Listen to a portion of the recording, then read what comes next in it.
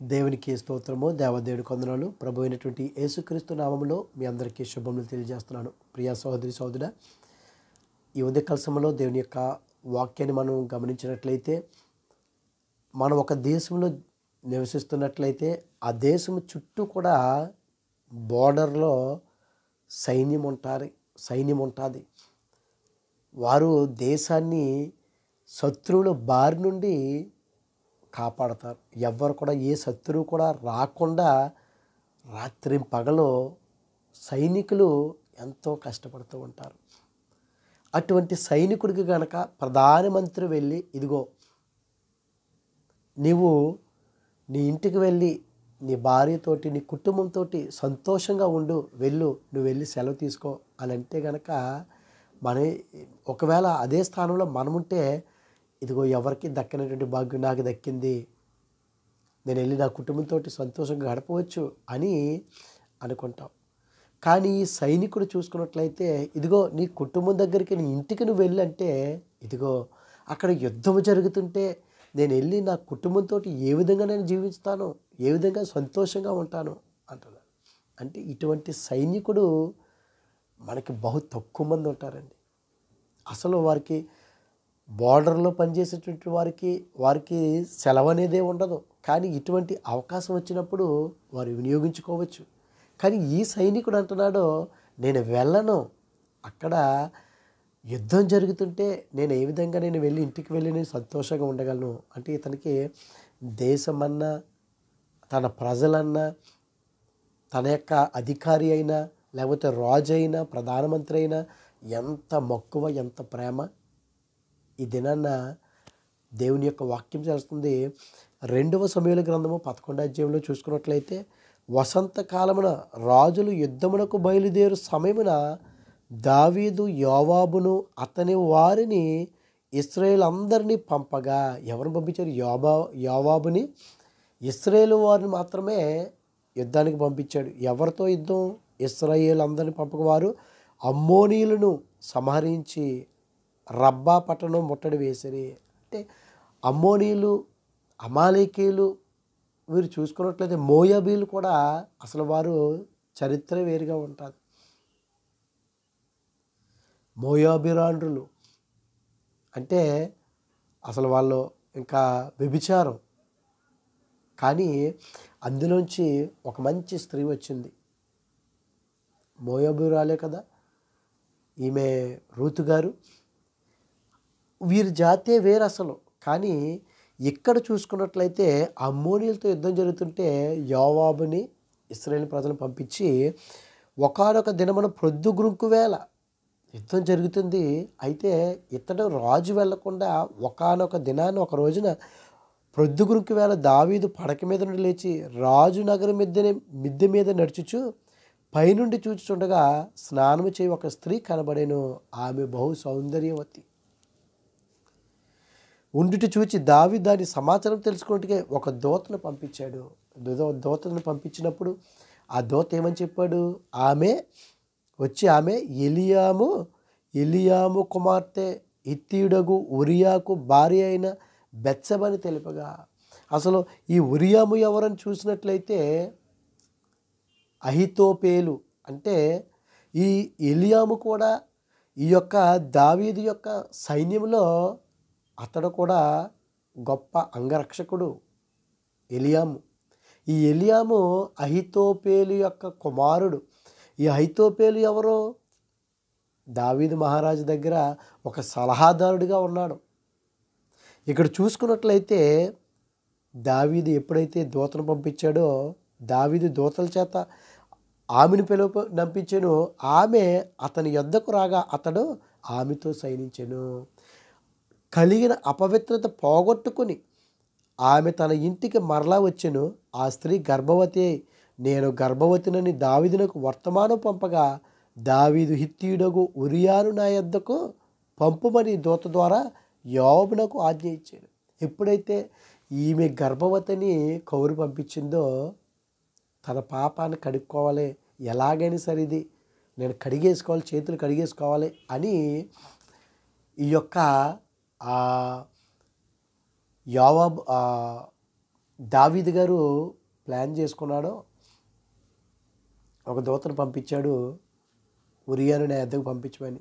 వచ్చాడు. దావీదు యొద్దకు రాగా దావీదు యోవాబు యోగక్షేమములను, జనులు యోగక్షేమను, యుద్ధ సమాచారమును అడిగాను. తరువాత దావీదు ఇంటికి పోయి శ్రమ తీర్చుకొనమని యూరియాకు సెలవీయగా. ఇక్కడ చూసుకున్నట్లయితే ఉరియాని మరి దావీదు యొద్దకు పంపమన్నప్పుడు దావీదు ఇంటికి వస్తే నీవు ఇంటికి పోయి శ్రమ తీర్చుకొనమని ఉరియాకు సెలవేగా. ఉరియా రాజునగర్లో నుండి బయలువెళ్ళెను. అతని వెనుక రాజు ఫలహారం అతని యొద్దకు పంపించెను. కానీ ఉరియా తన ఇంటికి వెళ్ళక తన ఏలిన వాని సేవకులతో కూడా రాజునగర ద్వారంన పడుకున్నాడు. నువ్వు ఇంటికి వెళ్ళి అన్నప్పుడు నిజంగా ఫలహారాలు కూడా పంపించాడు, ఇంకా అందులో కొట్టుకుపోతుందని దావీదు గారు.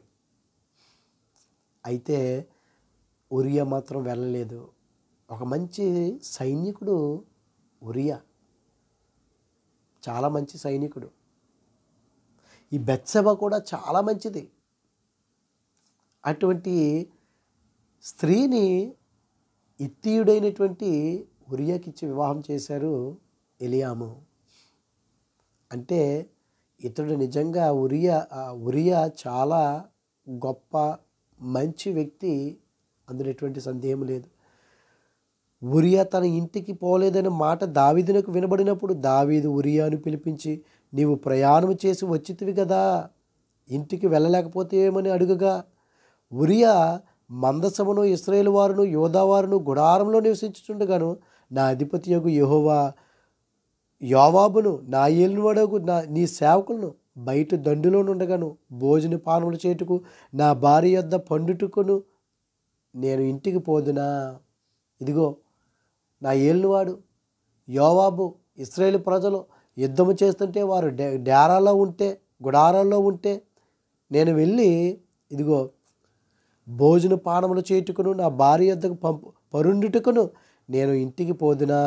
నీ తోడు, నీ ప్రాణము తోడు నేను ఇలాగూ చేయవాడును కానని దావీదుతో, నేను ఇలాంటి వాడిని కాదు, అక్కడేమో యుద్ధం జరుగుతుంది, నేను వెళ్ళి నా భార్యతోటి నేను ఏ విధంగా సంతోషంగా నా ఇంటికి నేను వెళ్ళను, అసలు నేను అలాంటి వాడిని కాదు. ఎంత నిర్భయంగా చెప్తున్నాడండి. అనేక మంది ఉంటారు ఈ దినాల్లో, ఉన్నది ఉన్నట్టుగా చెప్తారు, కొండ బద్దలు కొట్టినట్టు చెప్తారు. లేదు, నేను ఆ పని చేయను, ఎవ్వడం ముట్టకుండా అన్నం నేను తినను అంటారు. కొంతమంది ఎవడు తింటే ఏంటి, నాకు తినకపోతే నేను తినేస్తాను, ఎవడు వెళ్తే ఏంటి నేను వెళ్ళిపోతాను అంటారు. కానీ ఉరియా అయితే నేను అట్టి రీతిగా చేయను. నా ప్రజలు ఇదిగో ఇశ్రాయేలు ప్రజలు వారు యుద్ధం చేస్తున్నారు, గుడారంలో ఉన్నారు, ఆ ఏలినవాడు యోవాబు, నేను వెళ్ళి భోజనం చేసి నా భార్యతోటి నేను ఆయన ఇంటికి నేను ఏ విధంగా నేను వెళ్ళగలను అని, నేను అలాంటి వాడిని కాదు అన్నప్పుడు దావీదు, నేడును నీవిక్కడ నుండుము, రేపు నీకు సెలవిత్తునని ఉరియాతో అనగా, ఉరియా నాడును మరునాడును యెరూషలేములో నిలిచాను. అంతలో దావీదు అతని భోజనానికి పిలిపించారు రాజుగారు. పిలిపించి అతడు బాగుగా తిని త్రాగిన తర్వాత దావీదు అతని మత్తునిగా చేశాను. సాయంత్రం అతడు బయలుదేరి తన ఇంటికి పోక తన ఏలిన వారి సేవకుల మధ్య పడక మీద మళ్ళీ ఏం చేశాడు, తిన్నాడు, తాగాడు. కానీ అతని సేవకుల పడక మీద అక్కడే పడుకున్నాడు, కానీ తన ఇంటికి వెళ్ళలేదు. ఎంత నమ్మకమైనటువంటి వాడండి, ఎంత గొప్పవాడు ఉరియా. నిజంగా మనం ఏదైనా ఒక పని తలపెట్టినప్పుడు, ఒక పని చేస్తున్నప్పుడు నమ్మకంగా చేయాలి, విశ్వాసంతో చేయాలి. నిజంగా ఉరియా ఆ యుద్ధంలోంచి పిలిపించాడు, కానీ దేశం కొరకు ఎంతో కష్టపడుతున్నాడు. మంచి వ్యక్తిత్వం కలిగినటువంటి వాడు ఉరియా. ఈ దినాల్లో అనేక మంది సమయం దొరికితే చాలు, నేను రాజుగారి దగ్గరికి అవసరతాడు అక్కడ కూర్చొని ఉంటాడు, పర్వాలేదు నేను ఇంటికి వెళ్తానంటాడు. కానీ ఉరియా ఆ విధంగా మాట్లాడలేదు. ఎప్పుడైతే ఈ విధంగా చేశాడో, ఉదయమున దావీదు యుద్ధము మోపుగా జరుగుచున్న చోట ఉరియాను ముందు పెట్టి అతడు కొట్టబడి హతమగునట్లు నీవు అతని యొద్ద నుండి వెళ్ళి పొమ్మని యోవాబునకు ఉత్తరము వ్రాయించి ఉరియా చేత పంపించాను. ఇదిగో ఎక్కడైతే కనుక బాగా జరుగుతుందో యుద్ధము, అక్కడ ఉరియాని తీసుకెళ్ళి ముందు పెట్టే అతడు అర్థమయ్యేలాగని ఉరియాని ఆ విధంగా చేయమని ఉరియా గురించి రాసి ఆ ఉత్తరము ఉరియా చేతిలోనే పెట్టాడు. ఉరియా చేతిలో పెట్టగానే ఉరియా చాలా నమ్మకమైనటువంటి వాడు కదండి, మంచివాడు. ఊరియాని పిలిపించటానికి ఒక దూతను పంపించాడు. అదే ఉత్తరము దూతకిచ్చి పంపించవచ్చు కదా దావీదు గారు. దూత మీద నమ్మకం లేదు కానీ ఊరియా మీద నమ్మకం. ఎందుకంటే ఊరియా చూడడో అంత నమ్మకమైనటువంటి వాడిని ఎలాగ చంపాలనిపించిందో కానీ దావీదు గారికి ఆ దినాల్లో. ఈ దినాల్లో కూడా అనేక మంది అట్టి రీతిగానే ఉంటారు. మంచి చేస్తున్నట్టుగానే ఉంటారు కానీ ఎంతో కీడు చేస్తూ ఉంటారు. మంచి మాట్లాడుతున్నట్టుగా ఉంటారు కానీ అది చెడుగానే ఉంటుంది. కానీ ఈ దావీదు గారు పాపం ఊరియా విషయంలో ఎంత భయంకరమైన స్థితి అండి. ఆయన ఉత్తరం ఆయన చంపేమని ఆయనతోటే సమాచారాన్ని పంపించాడంటే ఉరియా మీద దావీదు గారికి చాలా నమ్మకం, అతడు చూడడం అనే ఉద్దేశంతో. యోవాబునకు ఉత్తరము వ్రాయించి ఉరియా చేత పంపించాను. యోవాబు పట్టణమును ముట్టడి వేయుచుండగా ధైర్యవంతులుండు స్థలమును గుర్తించి ఆ స్థలమునకు ఊరియాని పంపెను. ఆ పట్టణపు వారు బయలుదేరి యోవాబుతో యుద్ధమునకు రాగా దావీదు సేవకులో కొందరు కూలిరి, హిత్తీయుడగు ఉరియాను హతమాయెను. కాబట్టి యోవాబు యుద్ధ సమాచారం అంతా దావీదునకు పంపి దూతతో ఇట్లను యుద్ధ సమాచారం నీవు రాజుతో చెప్పి చాలించిన తర్వాత రాజు కోపము తెచ్చుకొని యుద్ధము చేయనప్పుడు మీరెందుకు పట్టణం దగ్గర పోతిరి? యుద్ధం జరుగుతుంటే పట్టణం దగ్గరికి యోవాబు ఎవరు? దావీదు గారి మేనల్లుడే కదా. అప్పటి నుంచి కూడా యోవాబు దావీదు గారి మీద కోపం. యుద్ధం జరుగుతుంది, మీరెందుకు పట్టణం దగ్గర పోతిరి? గోడ మీద నుండి వారు అంబులు వేయుదురని మీకు తెలియపోయినా యెరుబ్బెషెతు కుమారుడైన అబీమెలెకు ఎలాగూ హతమాయెను? ఎలాగ చచ్చిపోయాడు అబీమెలెకు? ఒక స్త్రీ తిరగటి రాయి పైనుంచి తిరగటి రాతి తునక ఎత్తి గోడ మీద నుండి అతని మీద వేసినందున అతడు తెబేసు దగ్గర హతమాయెను కదా.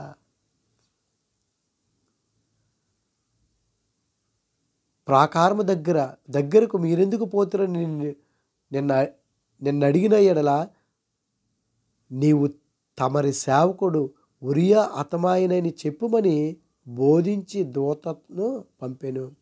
దూత పోయి యోవాబు పంపిన వర్తమానం అంతా దావీదునికి తెలియజేశాను. ఎంత భయంకరమైన స్థితి అండి. చనిపోతూ కూడా నిజంగా ఇతడు ఒక ఉజ్వల జ్వాలగా వెలిగాడు నిజంగానే. అతనికి తెలియదు కానీ వెలిగాడు నిజంగానే. ఆయన అంటున్నాడు 23వ వచనంలో, వర్తమానం దావీదునకు తెలియజేసిన ఎట్లనగా ఆ మనుషులు మమ్మను ఓడించుచు పొలంలోనికి మాకెదురు రాగా మేము వారిని గుమ్మం వరకు వెంటాడి గెలిచితిమి. అప్పుడు ప్రాకారం మీద నుండి విలుకాండ్రు తన సేవకుల మీద అంబులు వేయగా రాజు సేనకుల్లో కొందరు హతమైరి. తమరి సేవకుడైన హిత్తీయుడు అగు ఉరియా కూడా హతమాయెను. ఈ విధంగా నువ్వు వెళ్ళి దావీదు గారితో చెప్పన్నప్పుడు యోవాబు చెప్పాడని చెప్పి సమాచారం అందిస్తాడు. అందుకే చూడండి, అహితోపేలుకి ఏమవుతుంది? బెత్షెబా మనవరాలే అవుతుంది. ఎందుకంటే అహితోపేలు కుమారుడే ఈ ఏలియాము కుమార్తె బెత్షెబా. అందుకే అబ్షలోముని కూడా ఆ విధంగా తయారవటానికి సలహాలు ఇచ్చింది కూడా తండ్రి మీదకి వ్యతిరేకంగా ఆ రాజ్యాన్ని లాక్కుంటానికి కూడా అహితోపేలు అబ్షలోముకే సపోర్ట్ చేశాడు. ఎందుకు? దావీదు మీద ఉన్న కోపంతోటి. దావీదు మీద ఉన్న కోపంతో అహితోపేలు అబ్షలోముకి అతన్ని ప్రేరేపించి అతనికి సాయం చేశాడు అన్నమాట. తన మనవడిని కూడా ఈ విధంగా చంపేస్తాడు. తెలియకుండా ఉంటుందా? కానీ ఉరియా ఎంత మంచి వ్యక్తి అండి. దావీదు గారు అనుకున్నారు అయిపోయిందిలే, ఇంకంతా అయిపోయింది, ఏం పర్వాలేదులే, చనిపోయాడు కదా, ఆమెను చేదరించి వివాహం చేసుకున్నాడు. అందరూ ఎదుట మంచి పేరు వచ్చేస్తుంది అనుకున్నాడు. కానీ దేవుని ఎదుటది అయితే దావీదు చేసినది యెహోవా దృష్టికి దుష్కార్యముగా ఉండెను. దావీదు నొద్దకి నాతాన్ని పంపించాడు. మరి ఏ విధంగా ఈ వాక్యాన్ని మనం విన్నాం, అనేక సార్లు విన్నాం మనం. ప్రియ సోదరి సోదరులారా, నిజంగా ఊరియా ఎంతో నమ్మకమైనడు. ఉత్తరం ఇస్తే మనమైతే చదివేస్తాము. తన చావుని తానే కొనుక్కున్నాడు అన్నట్టుగా తీసుకువెళ్ళాడు, యోవాబు చేతిలో పెట్టాడు. అంత నమ్మకమైనటువంటి వాడు, దేశం కోసం పోరాటేటువంటి వాడు. కుటుంబం కంటే ఈ దినాల్లో కూడా అనేక మంది దేవుడి కుటుంబాల కంటే, బిడ్డల కంటే, భార్య కంటే, భర్త కంటే దేవుని ఎక్కువ ప్రేమిస్తారు. దేవుని యొక్క పరిచర్యలో ఎక్కువగా వారు పాల్గొంటారు. అట్టి రీతిగా ఉండాలి. మొట్టమొదటిగా దేవుని ప్రేమించాలి. దేవుడి తర్వాత మనకి ఏదైనా. ఇక్కడ ఊరియాకి ఏంటి, ఇదిగో అక్కడ అమ్మోనీలతోటి యుద్ధం జరుగుతుంది. అక్కడ మేను పని జరగాలి, మనం గెలవాలి. అలాగే మనం కూడా దేవుని యొక్క పరిచర్య చేస్తున్నప్పుడు, దేవుని యొక్క సేవ చేస్తున్నప్పుడు మనకి ఎన్ని శ్రమలు వచ్చినా, ఎన్ని ఇరుకులు వచ్చినా, ఇదిగో సమయం దొరికింది కదా, పర్లేదు, ఈ విధంగా చేద్దాంలే, ఇంటికి వెళ్దాంలే, రెస్ట్ తీసుకుందాంలే అని కాదు, కానీ ప్రయాస పడాలి మనం. ఉరియా చనిపోతూ నిజంగా అతడు వెలుగునిచ్చినటువంటి గొప్ప వ్యక్తిగా మనకు కనబడుతున్నాడు. ఈ దినాన్న అటువంటి వ్యక్తిలాగా ఎవరు ఉండగలరండి? అయ్యో, నువ్వు ఇన్నేళ్ళు కష్టపడ్డావు కదా ఉద్యోగంలో, నువ్వు వెళ్ళు రెస్ట్ తీసుకో కొంతకాలం అంటే అలాగే చేస్తాం. ఇది వెళ్ళు ఒక నెల రోజులు వెళ్ళంటే ఆ విధంగానే చేస్తాం. బహు తక్కువ మంది పర్వాలేదు, ముందు నాకు ఇది అని వాళ్ళు బహు తక్కువ మంది ఉంటారు. నిజంగా ఊరియా అంత ఉన్నతమైనటువంటి గొప్ప వ్యక్తిత్వం కలిగినటువంటి వ్యక్తిగా జీవిస్తున్నాడంటే, ఈ దినాన్ని మనం ఏ విధంగా జీవిస్తున్నాం, దేని కొరకు ప్రయాసపడుతున్నాం, దేని కొరకు పాటు పడుతున్నామో ఒకసారి మనల్ని మనం పరీక్షించుకున్నట్లయితే, మన ఆలోచనలు మార్చుకుంటే మన పరిస్థితులు మారుతాయి. నిజంగా బెత్షెబా గారు కూడా చాలా మంచి స్త్రీ. ఆమె కూడా ముందు చెప్పలేదు, తర్వాత వర్తమానం పంపించింది దూత ద్వారా, నేను గర్భవతిని అని. అయితే ఇక్కడ ఉరియా తనకు తెలియలేదు. మనకు కూడా కొన్ని విషయాలు తెలియకపోవచ్చు, కానీ దేవుడు సమస్తమును చూస్తున్నటువంటి గొప్ప దేవుడు. మనం అట్టి రీతిగా కాకుండా, దావీదు నిజంగా అక్కడ పొరపాటు చేశారు, అదే తప్ప తన జీవితంలో ఒక మంచి వ్యక్తిని చంపించేశాడు ఆయన పాపం. అందుకే పాపము మనల్ని ఎంతటి దూరమైనా సరే, దేనికైనా సరే తెగించడానికి మనం వెనకాడం. పాపం చేసినప్పుడు తప్పు మీద తప్పు, తప్పు మీద తప్పు, అట్టి రీతిగా చేస్తూ ఉంటారు. మనం చూస్తూ ఉంటాం కదా, నేరాలు ఘోరాలు ప్రతిరోజు ఒకదాన్ని ఏదైనా ఒక తప్పు చేసి దాన్ని కప్పిపుచ్చుకుంటారు, మరలా ఇంకొకటి ఆ విధంగా ఒక అబద్ధం వాడితే మళ్ళీ ఇంకొక అబద్ధం. కానీ ఉరియా ఎంత మంచి వ్యక్తి అండి. అటువంటి వ్యక్తిలాగా నిజంగా ఉరియా ఒక హీరో లాంటి వాడు. అలాంటి వ్యక్తిని చంపించేశాడు దావీదు మహారాజు గారు. యెరూషలేము కొరకు పాటుపడ్డాడు నిజంగా ఆ యుద్ధ సమయంలో. అటువంటి వ్యక్తి, అటువంటి మనస్తత్వం కలిగి ఉన్నట్లయితే దేవుడు ఉరియాని చూశాడు కనుక, అతని యొక్క వ్యక్తిత్వం, అతని యొక్క మంచితనం చూశాడు కనుక, దేవుని ఎదుటే అది దుష్కార్యంగా కనబడింది కనుక నాతాను పంపించి బుద్ధి చెప్పించాడు దేవుడు. దావీదు గారికి పశ్చాత్తాపడ్డాడు. మనందరము కూడా ఉరియా ఎటువంటి మనస్తత్వం కలిగి ఉన్నాడో, అతని యొక్క పనిలో ఎటువంటి ఆసక్తి కలిగి ఒక సంకల్పం కలిగి ఉన్నాడో, మనము కూడా దేవుని యొక్క పనిలో కూడా ముందుకు కొనసాగే వరకు ఉందాం. అటువంటి కృప దేవుడు మనందరికీ దయచేయును గాక. ఆమేన్. పరిశుద్ధుడా, ప్రేమగల తండ్రి, మహిమగల దేవునికి స్తోత్రాలు ప్రభా. ఇదిగో దేవా, ఊరియానా తండ్రి ప్రభా, తన జీవితంలో వచ్చినటువంటి గొప్ప అవకాశాన్ని ఈ లోకానుసారంగా చూసుకున్నట్లయితే అది మంచి అవకాశమే. నేను యుద్ధంలో నుంచి బయటకు వచ్చేసాను, నా కుటుంబంతో ఉండటానికి అనుకుంటాం. కానీ ఉరియా ఆ విధంగా ఆలోచించలేదయ్యా. ఇదిగో నా ప్రజలు, నా ఏలినవాడు గుడారంలో ఉంటే, అక్కడ యుద్ధం జరుగుతుంటే నేను వెళ్ళి నా కుటుంబంతో, నా భార్యతో నేను ఏ విధంగా ఉంటానని అన్నాడు రాజుతోటి. ఎంత ప్రయత్నం చేసినా రాజుగారు, దావీదు మహారాజు ఆయన వలలో పడలేదు. కానీ చివరికి దావీదు గారు కుయుక్తి పని నిజంగానే అది చెడ్డ ఆలోచనే, అతను చంపించాడు. ఊరియా చనిపోతూ కూడా ఒక వెలుగునిచ్చేవాడిగా వెలుగుతూ చనిపోయాడు. ప్రభువా, మేము కూడా మా జీవితంలో మేము వెలుగునిచ్చేవారుగా వెలుగుతూ అనేక మందిని వెలిగించేవారుగా మమ్మల్ని తీర్చిదిద్ది నీ కృపలో భద్రపరచమని క్రీస్తు నామములో అడుగుచున్నాం పరమ తండ్రి. ఆమేన్, ఆమేన్. God bless you all.